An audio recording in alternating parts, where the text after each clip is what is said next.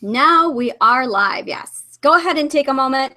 Stephen and Taylor, introduce yourselves and tell us what it is you do. Hello, everybody. I'm Stephen B. Pearl. The B is so you can find me easy on the internet. And I am a speculative fiction writer, science fiction, fantasy. If it's weird, I write it. And definitely geared towards adults, although I am trying to do something for children right now. And Taylor, go ahead and introduce yourself. Alrighty. I'm JB Taylor. Numerous genres, but right now I am knee deep in a sequel in my Discovery book series. It's called Chaos. It's called Discovery is out now, and the short story is out. But, he's on /JB Taylor. I have a YouTube page. It's technically called Taylor Made Author Interviews, but I'm in the process of changing it to Taylor Talks. So if you go to my link, there's Taylor Talks and Taylor Made Author Interviews. It just depends which. And that's about it. Okay, and I am Angela B. Chrysler. We are here with Nerd Rage, and you can find me and everything about me at www.angelabchrysler.com. And I'll be posting some links underneath the video when we're done here, so you can go through and browse the selection and learn more about all of us attending. We do have a few more people who will be arriving late. So tonight's episode is, let me go ahead and pull it up here. We have 25 topics, and I generated number 22. So the topic for today is the paranormal. Are ghosts real? Possible explanations for hauntings. And that was submitted by J.B. Taylor. The paranormal. So, Stephen, I have to have you start with this one because it's weird, and that's what you do. Well, let's put it this way. I grew up in a haunted house. I have worked as a professional psychic, and I've done some amateur ghost busting. So my status is basically a true believer who is fairly well educated on the issue. This is not to say that I'm going to say that they can be objectively proven.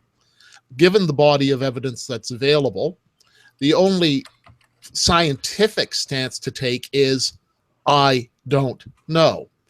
And when that occurs, you go with your own subjective experiences. Mine is that, yes, they are real. We could not have gotten a better person for this discussion. Like, really? Yeah. Taylor, what's your opinion on this?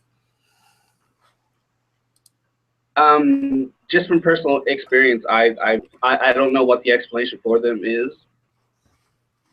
And I think they're absolutely real. I had a weird experience. Well, actually, myself and my family did in New York, and there was a house in Jasonville, Indiana, that was pretty screwy. So yeah, just personally experienced it.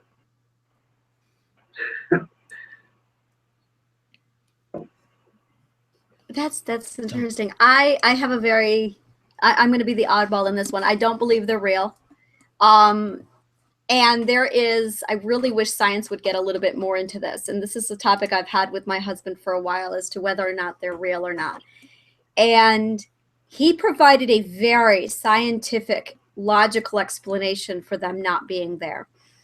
And it was really in a substantial argument. The problem is, if you were to present this to a field of scientists, you would be laughed at, ridiculed, labeled a freak, and then shunned from the science field. So there is like no research on his theories on this. And I'm like, that's really unfortunate because it's interesting. Basically, there is energy. There is a field of energy around every living thing. There's a lot. It's the best way to describe this is going to be weird, is the force. It really is there. There is something, and you can measure it. And he was explaining that there are echoes and shadows and fibers that when a person dies, it alters that fabrication, and it almost imprints or embeds on it. So when you see a ghost, you actually are seeing the movements and the shadows of that embedded image. Almost like the best thing I could think of is in Doctor Who, there was an episode where they were ghosting, where the Vashta Narada killed something, and there was an echo left over in the circuits. It's like that. And for the record, his theory came before Doctor Who's, so he wasn't ripping it off. And go ahead. Okay, one of the interesting things about ghosts is you need to define your term when you're talking about it, because what you're talking about is, in occult parlance, an ethereal impression. And this has been Let's do this. Yes, let's define this then. Okay. Let's define this. What are our terms here? Well, an ethereal impression is one form of ghost. But there are multiple forms of ghosts. They range from the ethereal impression, which is basically, it's like a flash photograph after image.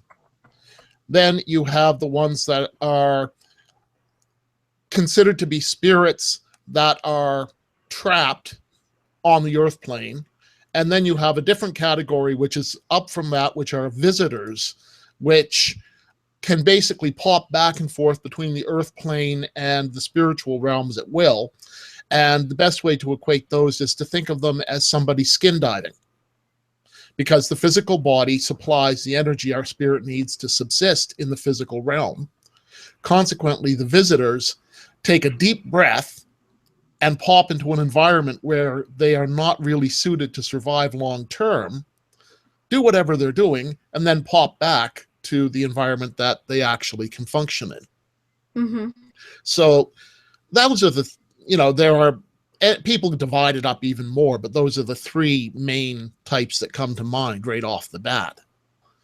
And the ethereals, they're just basically a flash photograph. That's where you'll have, there is a haunting. It's in England around Hadrian's Wall. Yeah. And it's of a Roman legionnaire who's pacing back and forth, but you can only see him from about mid-thigh up. Mm-hmm. They went to that spot, excavated, and at about approximately the depth from your mid-thigh to your foot, they found an old Roman road that would have been connected to a local Roman fort. And there were just hours and hours and hours of legionnaires pacing back and forth in that spot. And the collective energy from that has left an impression in those rocks. Yeah. Now that's interesting. Now, JB, you said I'm sorry, Taylor, you said that you grew up in a haunted house? That was me. That was you too. What is it with you and you are like surrounded? What was your experience with it, if anything? Yeah. I'm sorry, that wasn't clear. Taylor, what was your experience? Yeah, Taylor, yes. Well, there was a house, or my dad lived in the military, so we bounced around. We lived in New York to Indiana, and then we bumped to Germany for a few years, and then our time in New York, we lived in Watertown, and there was this little house.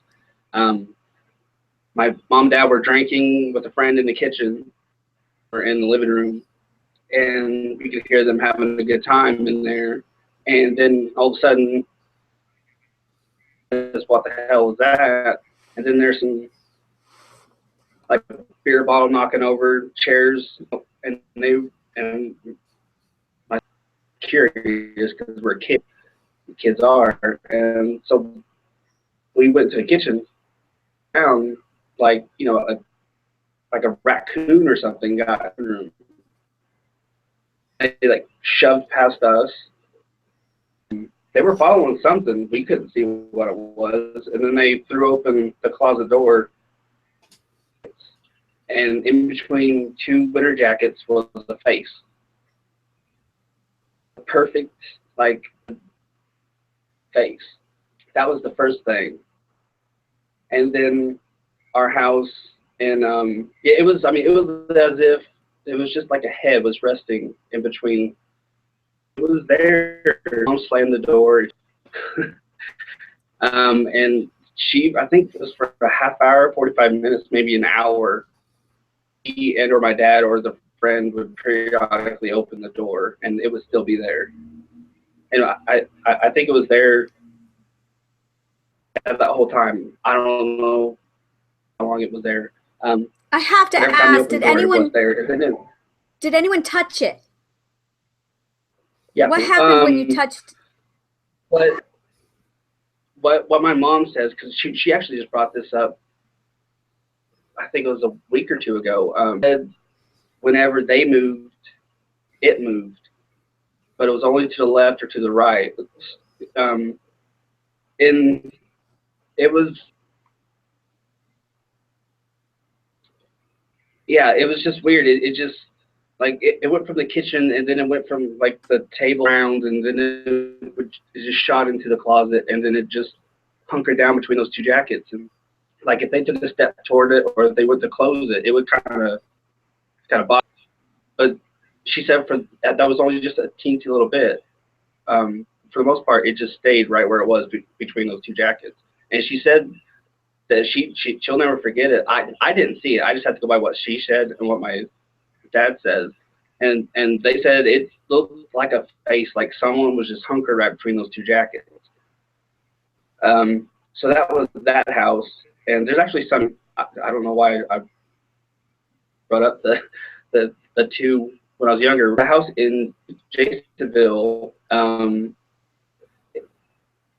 there's just a ton of stuff. My cousin thought she saw the spare closet that was,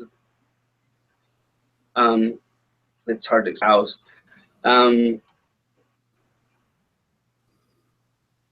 Come over, and he had a suit, and he made to open it, to unpack his stuff, and I was like, no, let's downstairs and have some ice cream or something. And so that's what we did. And then when we came back up, everything was out of the suitcase, the bed, and and he packed it all back up and went home. My sister had a similar experience. She was getting ready for the prom, and through her drawer, dressed out, she had on something, and she went downstairs. I think she said it was to get the curling iron, and she came back up. All the drawers were closed. The dress wasn't hung up anymore. It was laid out nicely on the bed, and she did not do that. And then my brother had the same thing with drawers, close, open and close all the time. Yeah, I saw a black figure dart through wall. I don't know. And here, well, a couple instances where there was like flash bulbs, how they would pop, be very, very bright. A couple of those happened, and then there was one instance where actually this Fayetteville, sorry, the main thing that I saw in Jasonville was my brother. The reason why I was in my brother's bed is because he was at the time, and sometimes he would forget his radio and his rap CDs, so I would listen to his music. Rolled over one time, and there was just this guy. I could see him at the foot of the bed, and he looked like I slapped his mama in the mouth. Looked pissed. So yeah, that. And finally getting back to girl of the guest bedroom, my mom was staying once, and she said that she could see it. Here, there was a little boy that ran from the bedroom out, and she saw it about 4 maybe, and by the time it got to me, ankle high, and it darted into the other guest room. So weird stuff seems to follow us. I hope I. No, you're fine. You're fine. It's really I really want to pull on Stephen and say, okay, Stephen, analyze now. Use your expertise. Ani, welcome to the group. The topic for tonight is the paranormal. Are ghosts real? Possible explanations for hauntings. So, enlighten us. What is your opinion on this? Well, my thought is you're probably dealing with a spirit that cannot transit to the other side, in so much as it seemed to feel threatened whenever you went up and tried to poke it or, engage it in any way. But it didn't run away. It just moved to other areas of its territory. Now, that is more or less, the way I conceptualize that is a filing error. We all die. Millions of people die every day. And in any given bureaucracy, and it is something of a bureaucracy transiting from one world to another, et cetera, that, you got to get the passport and get the customs. And I'm being facetious, but it comes down that the window of opportunity to transit is only open for so long. And if you pull hard enough, you can avoid being drawn into that window, the white light, the white tunnel, long enough that it closes behind you. And then if you don't have the expertise to open it again, you are stuck. And you're normally stuck in the area that you used to live, because there were traces of ethereal energy that you can draw on to sustain yourself at that area. You also draw on the energy of other persons by causing peak emotional experiences, which is the whole thing of ghosts are frightening. Well, when somebody's afraid, their chakra activate and give a burst of energy. And that's sort of like a buffet, because you have to remember you're dealing with something that is not equipped to live in a material world anymore. Consequently, it has to get its sustenance somewhere. And in ancient Egyptian parlance, there were several prayers that do not let my ba rummage in the trash. Keep the offerings flowing, which was in part basically so the priest never went hungry, because the ren of the food, the physical body of the food was to the priest. The ba and ka of the food was to the spirit. So they would make a token offering and then they would eat the rest. Good gig if you can get it.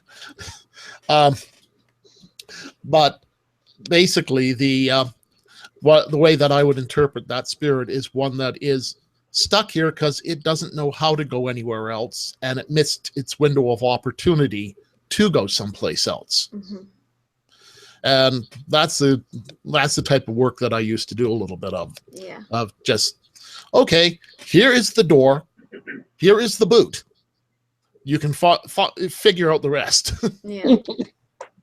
Ani, go ahead and introduce yourself and tell us your opinion on the paranormal, ghosts, and all that jazz. Well, my name is Ani Manjakian. I'm author of Stars of Heroes. As far as paranormal goes, I believe in it. I believe I have a hard time thinking that we, end up living our lives and then just fading into dust. I believe in the, I definitely believe in it. I've had a couple of experiences, not with ghosts, but with other things that really make me. I was walking in the park one day with a friend of mine, and it was she's a Christian, and she classified where we were walking as a very highly charged spiritual area, because the one town is like there's like some, I don't know. I don't go into the religious spiritual stuff, but just the regular stuff. And we were walking in the town. We were walking in this park, and it was at night, and all of a sudden I heard two Japanese women speaking, clear as day. Except it was only us and the dogs. Nobody else around. Another time, I had a prophetic dream. Another time, I couldn't sleep the night before my dad died. You know, I mean, things like this kind of get me, you know, knowing that there's more to us being stuck in our bodies. Mhm. Yeah, I'm pretty, you die and we go to dust and that's the end. So it's really, really hard for me to look at paranormal or anything like that and come up with an explanation for it, because in my perspective, there's nothing else. And if there is, or to convince me otherwise, is going to take some substantial evidence that can be measured and explained. So, yeah. Well, it's interesting to note that a lot of the paranormal activity, like telepathy, low-grade telekinesis, and so forth, Mm-hmm. if you start your research model with a test to stream for the top 10% most likely candidates to be able to manifest something, Mm-hmm. you can get scientifically significant results. And I liken it to somebody running a 4-minute mile. I can prove using accepted scientific parameters that is impossible for a human to run a 4-minute mile. Mm-hmm. Because I take a random sampling, I say run, and they can't do it. Or even if one does it, I can cut that from the research as an anomaly. Mm-hmm. I mean, statistics for scientific research is a wonderful way to take your numbers and have them prove anything you want. But the idea is that anything that is on the outer edge of human experience can be shown to be impossible Mm-hmm. utilizing accepted scientific parameters. And believe you me, I think science is one of the greatest tools we have for understanding the universe. And science is fantastic, and everyone should know the scientific method, should know how to apply the scientific method. Mm-hmm. But science also has its blind spots, and by its very nature, science is a reductionary system.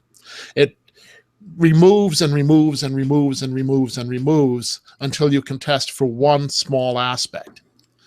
Whereas occultism tends to be more holistic and looks at the big picture and the interaction of things.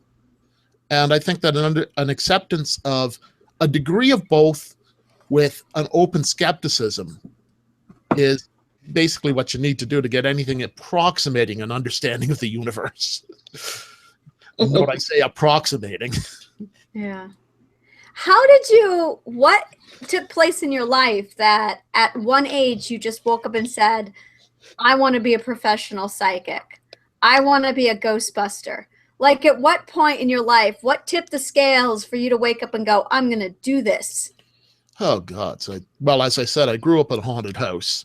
So we called her Emma May. She was actually the previous owner. She had died in the old part of the house, and my father had added on to it afterwards. But she hung around the old part of the house, and very nice old lady, actually. Very fond of children. And communicating with her to an extent sort of kept my sense of childhood wonder open. And then there was, we had a 100-acre woodlot behind our house that during the War of 1812, the battle had shifted over it. And we were always of the opinion that there were a couple of soldiers who never transited over that were in that 100-acre woodlot. And one of them was quite a nasty individual. And we had things, the classic haunting things from him of branches falling, things being out of place. Fortunately, most ghosts don't tap into the whole poltergeist vibe very well. But so, you grow up with that, and then you start to wonder. And then I hit my teens, became interested in girls, and I figured, hey, if I could cast a love spell, my girl problems would be over. So I started studying and reading, and I found this incredible philosophy that informed most of my life from that point onward. And by the time I figured out how to cast a lust spell, because there are no such things as love spells, love cannot be compelled, I realized why it wasn't a good idea to do it. So that was my origin story. You know? I just see her finding out that alone, and then you did what to me? Like that alone, that rat's nest. That's like a good reason why you shouldn't. Yeah. Well, actually, then you want to do a memory spell. That reminds me of. Yeah. That actually reminded me of what happened. That Harry Potter book. Oh yeah. She uses the potion on Harry. Ed. Okay, yeah, that one. Yeah. Okay, I was thinking the one with lavender when Ron got a dose of it when it was meant for Harry. Yeah, that one too. That too, yeah. Yeah. I mean, if you apply that world for lust spells, it's probably not a good idea.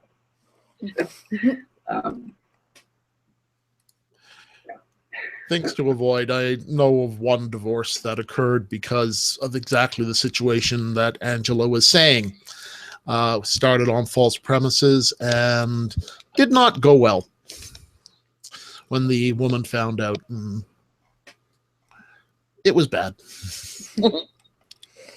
Yeah. So, and I know the stuff you write, Stephen, regarding the topics, and I know it's something I've pulled in for my own books, and I wish Tim Bateson were here because he really, paranormal is his thing. So Ani and Taylor, do you ever pull on paranormal and infuse it into your books? Does it ever inspire what and how you write? Oh yeah, definitely. I got psychic horses. They're shape changers.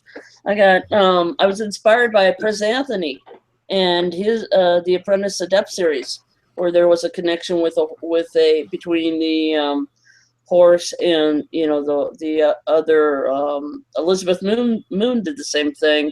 C.G. Chernoff, the rider at the gate, several horse and or horse-like creatures connecting with their riders on an emotional and mental level, Avatar style. Yeah. So it just I do have some paranormal. I mean, paranormal can include shape changers too. Yes, they're not the werewolf kind, at least not yet, but I have limited shape changers. So yeah, I do write paranormal, but I kind of keep it in the perspective of reality and the fact that I have people question it. I have people go, okay, so you can do this. Why don't you do this? And, what kind of morals do you have? Because it opens up a can of worms. It's like, if you have these creatures that can do these things, what is guiding them so they don't just take over the world, or they just don't abuse their powers, Stephen, answer her question, please. Well, whatsoever you put into the lives of others shall be revisited three times upon your own, threefold good and threefold bad. Mm-hmm. That is part of the Wiccan Rede, which I'm not Wiccan, but I do respect their morality. And the idea is that you generate an energy with whatever you do. Mm-hmm. And if you go walking into a room and are miserable to everybody and snarling at them and just unpleasant, they'll be unpleasant back. Yep. Yeah. So the same thing applies to the mystical. If you're going to do something negative, you have to generate that kind of emotional energy. Mm-hmm. You have to project that out. But as you project that out, you also are going to draw it in, because the premise of energy in a mystical sense is like attracts like. Mm-hmm. So it's kind of a good idea to keep a positive attitude. Yeah, no, that's something that very much my instructor in Tai Chi often says. If he comes into a topic where he'll feel negative or he'll notice something where he's just having a bad day, he'll say, "Oh, got to get the bad chi out. You know, don't want to pollute the chi in here." And it's true. It's really, really interesting. And we have IC numbers F011S guy. This is going to be, who are you, mystery guy? Who do we have who just joined us? Oh. There's silence. Okay, we'll come back. Okay. Taylor, how does the paranormal influence your life as far as your writing goes? Well, I haven't used the mystical or metaphysical or spiritual. I have a story in mind where I want to do that, but I'm a bit swamped right now. Yeah. So I haven't written it yet, but I've written a spoof called Celebrity Ghost Hunters. I know, I'm making having fun trouble of, hearing you guys. Can you hear me now? Ira, yes, I can hear you. I can hear you. I can hear you. That would be me, yes? And you. Oh, can you, whoop. Sorry about that, No. Taylor. One moment. We're having tech issues. Can you hear us now, Ira?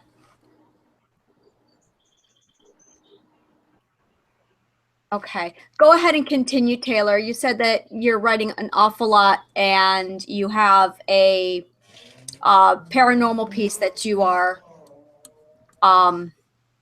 yeah. Please continue. Celebrity Ghost Hunters. It was featured in my short collection. Mm-hmm. Just that I've recently pulled it down to do some editing in it. It's essentially making fun of, remember the Ghost Hunter show? I'm drawing a blank right now, but I'm essentially with these guys.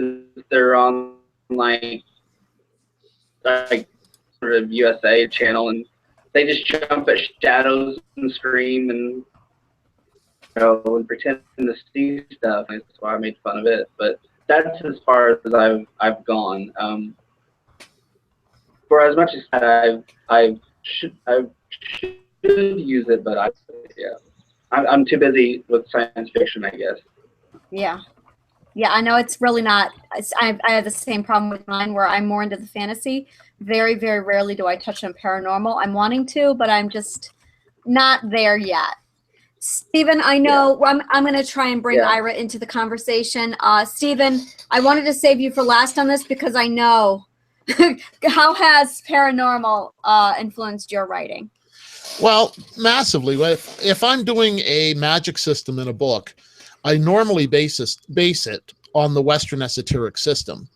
And then I exaggerate the power level to make it interesting because, frankly, it's not that interesting if you don't. In Nuki Kuba, I drew on a mythical creature from Japanese mythology. But I have sections in there where my wizard is talking about how his magic works. And I break it down basically as Western understanding of the chakra and the energy flows and what you're doing as you cast a spell, for lack of a better term. Mm-hmm. And to be honest with you, it's if you know energy dynamics, you've got most of what I'm doing anyways. Yeah. But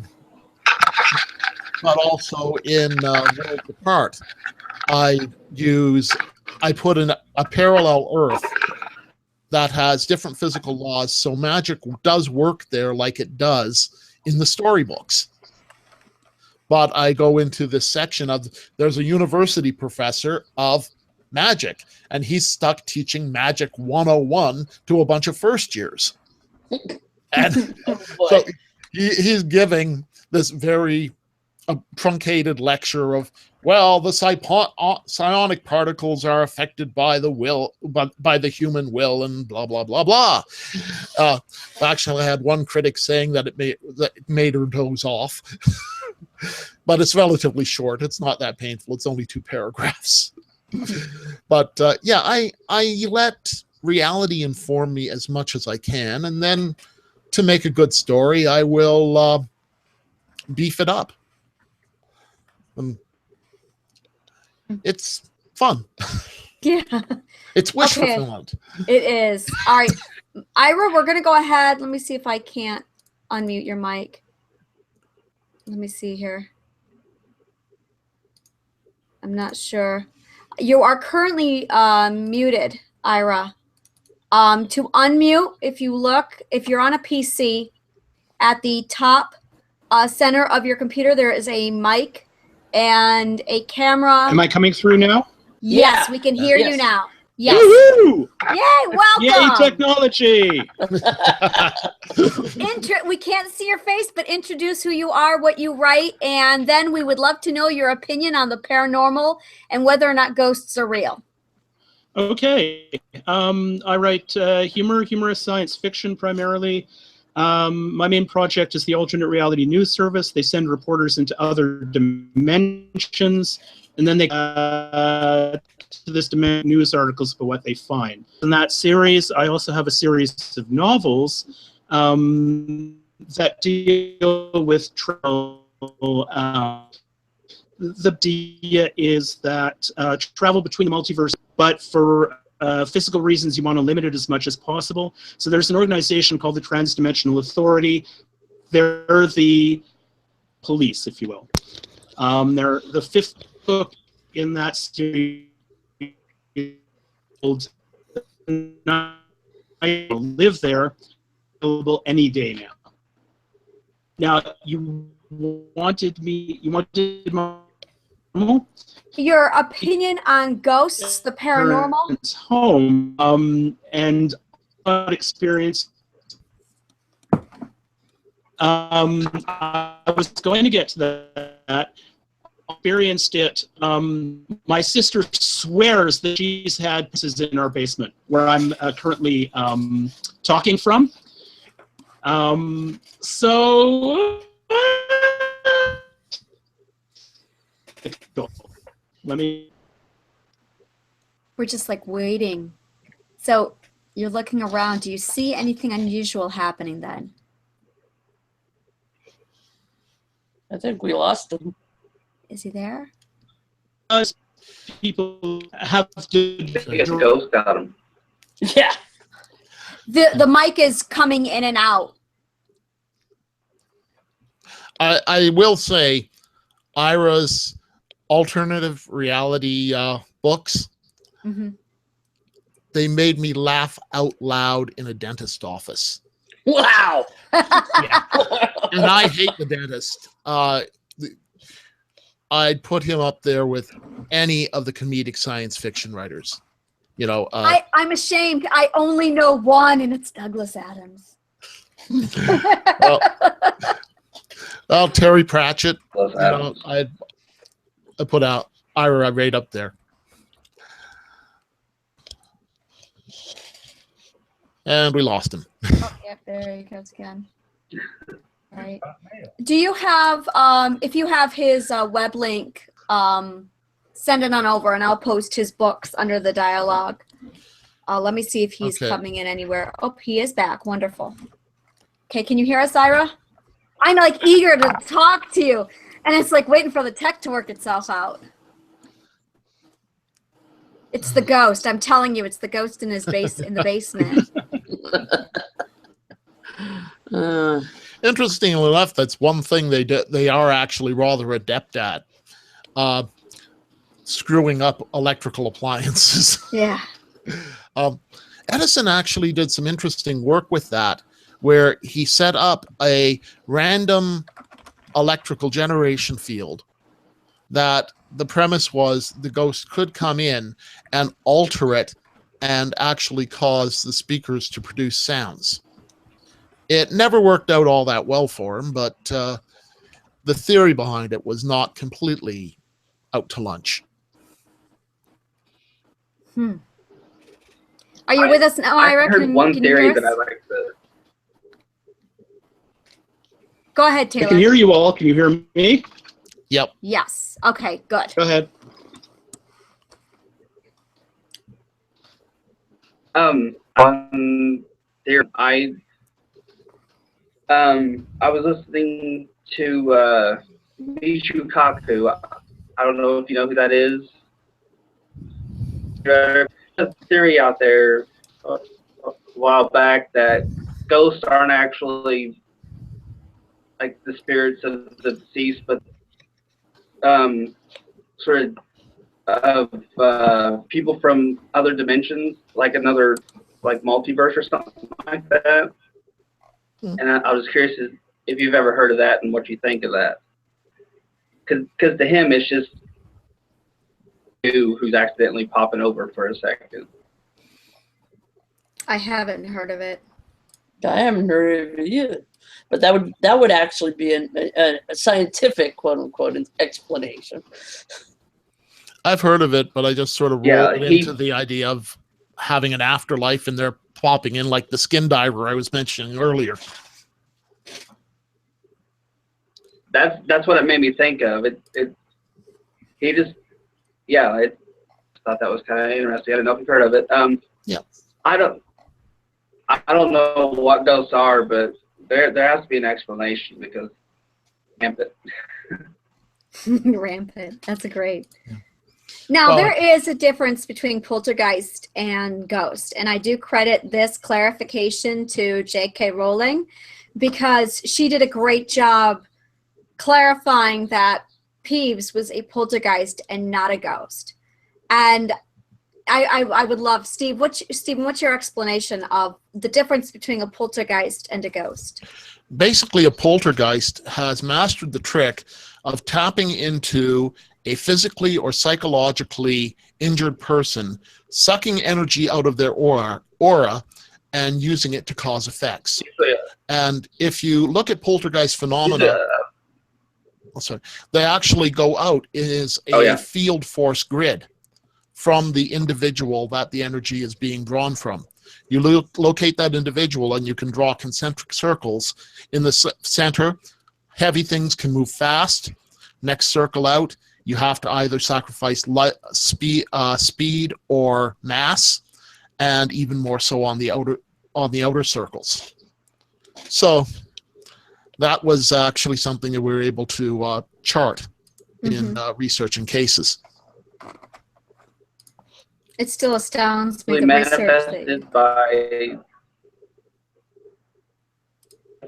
by younger kids, usually girls. I heard that it's usually little girls, and it's when they're really upset. Well, the more emotional, and also going through puberty throws your entire life into. I mean, who would go through puberty twice? Anybody? Yeah, no. I would. Yeah, let's do that. No, I've got 2 teenagers in it right now. I'm not. No. Yeah, so, the whole idea is anything that the aura is a natural shield around us, and anything that causes cracks in that shield allows these spiritual tapeworms to latch on and start sucking sustenance. So don't have a holy aura. Okay. So just to clarify, because I always heard different things about poltergeists. Are poltergeists, do they naturally, or are they created by the emotions of the living? Because I've always heard that they were created by the emotions.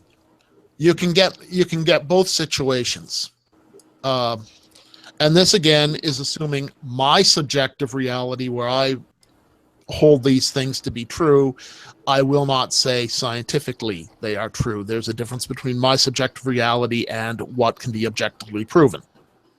But in my subjective reality, you have ghosts, which are human spirits, and they can become poltergeists if they master the trick of locking onto somebody and sucking the energy out of them to sustain themselves.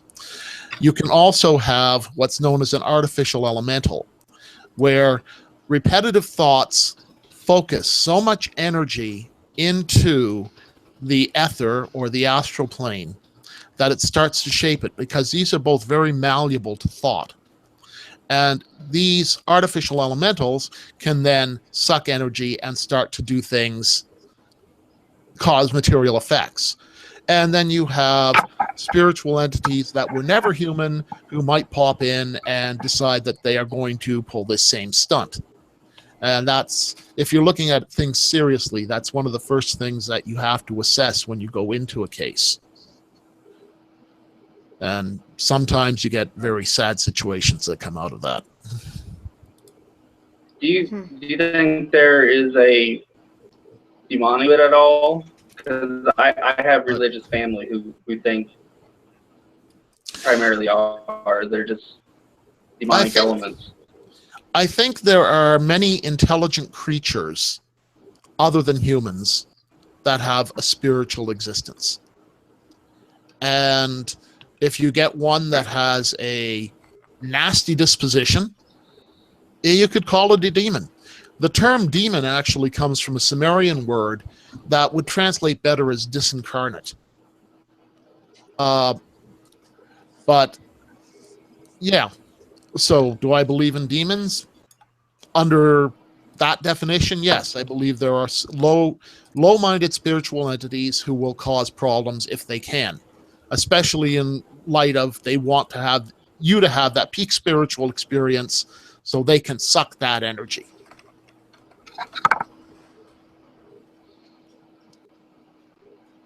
Okay, so. Sorry about that, Stephen. Go ahead. All right, well, that was basically it. No, Ira, are you back with us? Can you hear me? Yes. Can you hear me? Yes. Okay, we can Then hear you. I'm- I saw that Bam. you Woohoo. left again and had to come back because of the tech problems again. So I just wanted to confirm you're still with us. Yep. Yeah, well, I wouldn't miss Stephen talking about ghosts for the world. Yeah, your connection's a lot clearer. So where where can we find your books? I this is like the first time I'm meeting you, and I hear comedic sci-fi, and I'm like, ooh, where? Show me. So. Well, all of my books are available through Amazon.com. So if you do a search on my name, you can find them there. The novels, if you're, kind of bound to plot and story and stuff like that, the novels are published by Elsewhen Press. And like I say, it's easiest to find them at Amazon, but if for some reason that doesn't work, you can always find them on the publisher's website. Okay, Yeah, what's your last name then? Because there's a million Iras. Oh, yeah, Nayman, Nayman. Maybe not a million Iras. There's certainly, when I was growing up, I was one I'm of the just few. thinking Ira Hayes right now, and it's just been going over in my head since you said okay. Ira. So I've got Johnny Cash in my head. Could everyone just take a moment and copy paste their web address or their Amazon author page, whichever they prefer, into the group chat that we have, and that way I can blast it out for viewers to go back through. I'm really struggling with this topic because I really have a so my opinion is that they don't exist. We die when we are done here. We go to dust, and that's the end. So that's like, without everyone else here, I would have absolutely nothing to talk about. So I'm fascinated, but to me, it's just. If you're not a believer, how did you come up with this subject? I didn't. JB Taylor, yeah, JB submitted it. We've got two Taylor. We have JB Taylor and then Taylor here, and he submitted it, and it was a draw of a hat. So sometimes the topics are right up my alley, and sometimes they're off in the left field, and I'm just hosting. So, yeah. You know, at least it's not cannibalism. Which, Yeah, I'm waiting for that topic to come up. No, I'm waiting. So speaking of cannibalism. Yeah, some nice barbecue sauce. Oh yeah. I've wanted chickens my whole life. Like I want 2 chickens in my garden. And I was watching something on PBS and I saw these 2 chickens in this woman's garden. I'm just like, the image just stuck with me. I've always wanted chickens. But in New York State, you cannot buy less than 2 chickens. You must buy 6 or more because then they can charge you with it being farm livestock, which then mitigates it being in the city limits, which I am. So it's a whole mess. Well, I found a book on chickens and I'm not dying off of this. I'm like, I want chickens. So I found a book at my local store the other day on raising chickens, and apparently you have to vaccinate them, which I didn't know. But then there's cannibalism in chickens. Mm-hmm. That did it. That turned me off. I do not want chickens. Yeah, I did not know this. So that's the end of my cannibal. Like, okay, I'm good. The only problem with cannibalism is the rate of disease transmission. Yeah, that was another thing that came out in the book I was reading. I'm glad I read this book before buying chickens. So, speaking of cannibalism, chickens, and ghosts, does anyone here know about Mike the Chicken? I love Mike the Chicken. Seriously, Google him. He's on Wikipedia. Mike has a webpage on Wikipedia. Mike the Chicken is a headless chicken who lived almost 9 months after his head was chopped off. It's a real thing. There are pictures of Mike the Chicken. Go to Wikipedia, type in Mike the Chicken, and you'll see him. His head was chopped off. The farmer botched the beheading, but the brain stem remained attached to the spinal cord, which kept the chicken alive. He fed it through the little feeding tube, like sprinkle, sprinkle, sprinkle, feed down its lung or its feeding tube to keep it alive. It gurgled one night in its sleep and died. But then he would take it to all these fairs. Okay, it really is probably inhumane at that point because of nerve cells and it probably can feel the pain. Really inhumane, but that's Mike the Chicken. That's as close to ghosting as I've ever, that's as close as I can get to this topic and understanding it and was Mike the Chicken. But I'll counter you a little bit. How do you explain the connection that we have with animals or other human beings when it's unspoken? I don't understand what you mean. Well, domestication. No, not domestication, but like how we can understand how we can understand. How our dogs can understand what we're feeling, how we can. I believe that's just basic exposure. I don't know, and forgive me if I offend anyone, but humans are just animals. We are just another vertebrate mammal. Yeah. And it's no different than learning. If you are around something long enough, you just learn its habits and you just learn its body language and you just bond with it. Okay, in my opinion. Coming at it from the far other side, there's a whole literature of ghost dogs and ghost cats, ghost animals in general. There are a large number of documented cases of people experiencing that. And so you could say the other side of it is we're not that different. We're all animals. We're all spiritual entities. So we all relate on that level. Taylor, what is your opinion on this? Yeah. Well, I just think that it plays into like hundreds and thousands of years of domestication. I mean, when humans and dogs came together, and we evolved right alongside them. So I just bond developed. I mean, there's a reason why cats are antisocial. They, came along with us, but it was while doing their own thing. Dogs are, were always by our side, learning right along with us. So that's what I think. Mm-hmm. Okay, so what about the Force? The Force. Yes. La, da, da, da, da. I No. am a firm believer. No, I am a firm believer that the Force is real. I will believe in the Force, but that goes back to the earlier part of the conversation when I was explaining in my point of view that the closest thing to this is the energy that we cannot see between us, the fabrication and the fabric of space meshed between us. The problem is you can't really talk about this topic without sounding totally out of our minds, and it's there's a lot of stereotype with the topic. It's like I walk over to a tree. Go ahead. Go ahead, Taylor. I had a question based on that you were just talking about G. When you mentioned that earlier, I thought of a question, and Einstein says that and energy never dies. So if you believe in that energy, what do you think it goes? I mean, something. Do you think it goes into space, or do you think it could lock in here and there's a lot of get up to no good? Oh. If I may, when you talk about energy, what kind of energy are you actually talking about, right? Because the energy that Einstein was talking about would be, say, the energy that's stored in the molecular structure of our bodies. When our bodies go, that energy is dispersed into the world. But if you're talking about something more metaphysical like a soul, I'm not sure that that is covered under what Einstein was talking about.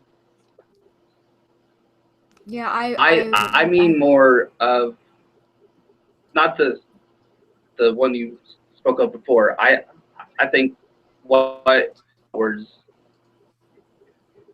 world. I think I'm just curious as to what happens to that. Regarding the energy. Okay, I'm not gonna try and BS my way around this. Ira, you're talking over my head. Oh. I don't know about the different kinds of energy, and now I'm going, oh, I wish my husband was up here, and he says stuff to me. He has a master's degree in organic chemistry, and he's a physicist. So he says stuff to me, and I go, that makes so much sense. Yes. And then I try and translate, and I just sound like a moron. And I'm like, well, yeah. So I don't know what kind of energy. I'm thinking kinetic energy, and that's just not conscious energy. I mean, yeah. What happens to consciousness after we die? See, in the brain, I just think that the consciousness is just an extension of the brain. I just think it's a running, functioning. And there's a lot of belief and superstitions around the idea of there being souls, spirits, and consciousness. And to me, it's all the subconscious. The conscious is just right along with being aware or not being aware. That's all it means. There is no spiritual for me.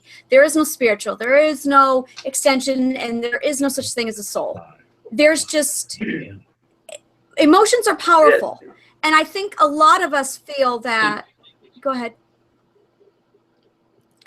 So you think that the consciousness and cognitive thinking is a subprogram of the brain? Because the brain is essentially a supercomputer. Yeah. You just think it's an offset of being so okay. Yeah. Sure that I understood. Yep. Yeah. And I just think it's higher I didn't mean functions. to cut you off. I'm sorry. No, you're fine. You're fine. I think that emotions can feel very powerful. I mean, heartbreak, love, being enamored, these are emotions that absolutely feel so strong that there are days where you swear you could reach out and touch some of these emotions. The concept of a heartbreak is a great example of this, where there are accounts where people have been so heartbroken where they've died from the grief. And for me, that's the emotional state put them in such distress that it started to shut down the body. The brain is very powerful, and the brain is also the control center for a lot of hormones and a lot of our chemicals. So if you put enough strain on the brain and the chemical department of the body, it will shut down. And emotions are strong enough to do that. So is the conscious mind. One of the things that I was taught in therapy, which is still blowing my mind, is when you think positive, there are electrons that go in a certain direction in your brain. And when you think negative, they go in a different direction. The directions of which they flow literally changes the chemical composition of your brain. And they've been able to prove that negative thinking and positive thinking literally alter the chemical makeup in your brain. And this is where cognitive behavioral therapy begins, is stopping or dampering the negative thoughts and shifting them to positive thoughts to control the chemical makeup in your brain. Ergo, more positive and more influential things come into your life, not from the outside in, but from the inside out. Your outlook changes, your decision making changes. Now you're looking at mood stabilizing, hormone imbalances. Now you're looking at those stabilizing off. It's a massive chain reaction. So I think when we talk spirituality, ghosts and paranormal, I think that department has a lot more weight to it than the concept itself of soul and spirit. That's my ramble. Okay. What I would say, from my perspective, there's the thing, the macrocosm, as is above, so is below. The macrocosm is the microcosm. The microcosm is the macrocosm. And you can think of the brain as, this is a gross oversimplification, but is it the source of consciousness, or is it in effect a extremely advanced radio receiver that reflects the consciousness of some ethereal astral form?